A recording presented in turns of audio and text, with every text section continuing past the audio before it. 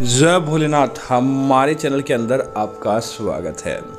दोस्तों, कई बार हमारे मन में यह सवाल आता है कि हम पूजा पाठ करते हैं, लाख गुना प्रयास करते हैं, उसके बाद भी हमारे जीवन के अंदर धन की कमी क्यों हो जाती है, हमारे जीवन के अंदर भगवान की कृपा क्यों नहीं देखने को मिलती है। तो दोस्तों, आज हम आपको बताने वाले हैं, अगर आप इस प्रकार का दीपक अपने घर के अंदर जलाते हैं तो कभी भी आपको तरक्की देखने को नहीं मिलती है, बल्कि आपके जीवन के अंदर उसकी सार्थकता चली जाती है। तो दोस्तों, सबसे पहले तो इस बात का ध्यान रखें, घर की पूजा घर के बारे में आपको जानकारी होनी चाहिए।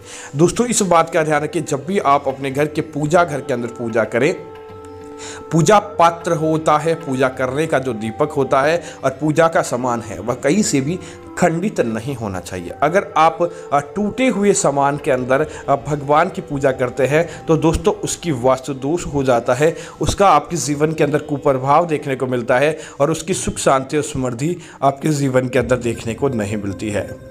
इसीलिए सबसे पहला तो यही ध्यान रखें कि घर के पूजा पात्र एकदम स्वच्छ और साफ होने चाहिए। दोस्तों, दूसरी चीज़ की बात करें तो इस बात का ध्यान रखना चाहिए, जिस प्रकार आप संध्या काल के समय भोजन करते हैं तो बर्तन धोकर रखते हैं, सुबह के समय बर्तन करते हैं तो जूठे बर्तन नहीं बल्कि साफ बर्तन काम में लेते हैं। तो जब भी आपके पूजा का दीपक होता है उस दीपक को हमेशा धोना चाहिए, पुरानी बाती को हटाकर उसकी जगह नई बाती लगाएं तो उससे पहले दीपक को धो ले, ताकि बर्तनों की स्वच्छता हो जाए और आपके जीवन के अंदर किसी प्रकार का दुख दारुणिया नहीं रहता है। दोस्तों, इसी तरह इस बात का ध्यान रखें, घर के अंदर जब भी आप दीपक जलाएं और आप बोलते हैं कि आपको फल नहीं मिला तो इस बात का ध्यान रखें, संख्या के अंदर दीपक ऐसा जलाएं जिसके अंदर 2 का भाग नहीं जाता हो। जिस प्रकार आप दीपक जलाएं तो आपको दीपक के अंदर इस बात का ध्यान रखें, 1 दीपक जलाएं, 3 जलाएं, 5 जलाएं, 7 जलाएं, इस प्रकार से आप दीपक जलाते हैं तो आपको उसका फल मिलता है और आपके जीवन के अंदर तरक्की देखने को मिलती है।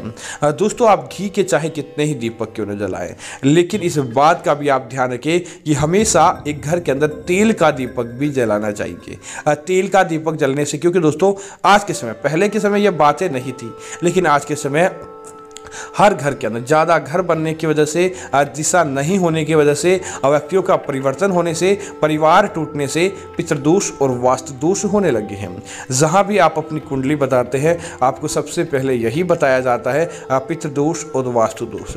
तो इस बात का ध्यान है कि ऐसे दोषों को आपको कहीं बताने की आवश्यकता नहीं। अगर आप अपने घर के अंदर रोज़ाना अपने घर के जो पानी पीने का स्थान है, जहाँ पर आपकी मटकी, घड़ा, कलश आदि पड़ा रहता है, वहाँ पर एक तेल का दीपक आप जला देते हैं तो आपके वास्तु दोष, आपके काल सर्प दोष, आपके पितृदोष समाप्त हो जाते हैं और आपको उसका कभी भी किसी प्रकार का दुखद परिणाम देखने को नहीं मिलता है। इसी तरह दोस्तों, इस बात का ध्यान रखिए, जब भी आप कभी कभी क्या करते हैं, मंदिर जाते हैं, मंदिर के लिए आप घी, बाती सब आप अपने घर से लेकर जाते हैं, लेकिन दीपक जो मंदिर के अंदर किसी और ने जलाया है, आप उसके अंदर अपनी बाती रख के, अपना घी डाल के उस दीपक को प्रज्वलित कर देते हैं और आप सोचते हैं कि आपके जीवन के अंदर फायदा प्राप्त होगा। दोस्तों, आपको मंदिर के अंदर तो ज़्यादा से ज़्यादा दीप दान करना चाहिए, मंदिर के अंदर आपको दीपक का दान करना चाहिए, न ही मंदिर के दीपक का भी आप उपयोग करें।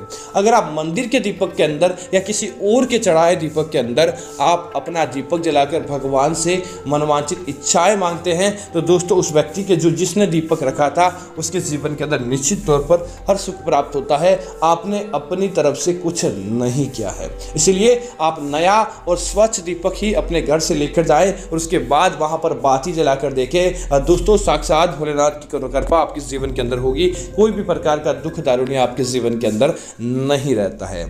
दोस्तों, इसी तरह दीपक जलाने से बाद इस बात का ध्यान रखें, जब तक घर के अंदर दीपक जलता हो आपको किसी प्रकार का मांस, शराब, नशे का सेवन नहीं करना चाहिए। जब तक दीपक जले तब तक आपको इस बात का भी ध्यान रखना चाहिए, घर के अंदर लड़ाई झगड़ा भी नहीं होना चाहिए। अगर दीपक जलता है और आप अपने घर के अंदर छोटे बच्चों को मार रहे हैं, घर के अंदर पति पत्नी के मध्य लड़ाई झगड़ा हो रहा है, घर के अंदर किसी प्रकार के गलत काम हो रहे हैं दीपक जलते समय भी, तो ऐसे समय जब भगवान घर के के अंदर प्रवेश करते हैं तो वह भी ऐसे माहौल को देखकर तुरंत ही बाहर चले जाते हैं। वह आपके घर परिवार के अंदर नहीं आते और सदैव आपके घर के अंदर ऐसी चीज़ें बनती रहती है। तो उम्मीद करता हूँ जानकारी आपको अच्छी लगी होगी।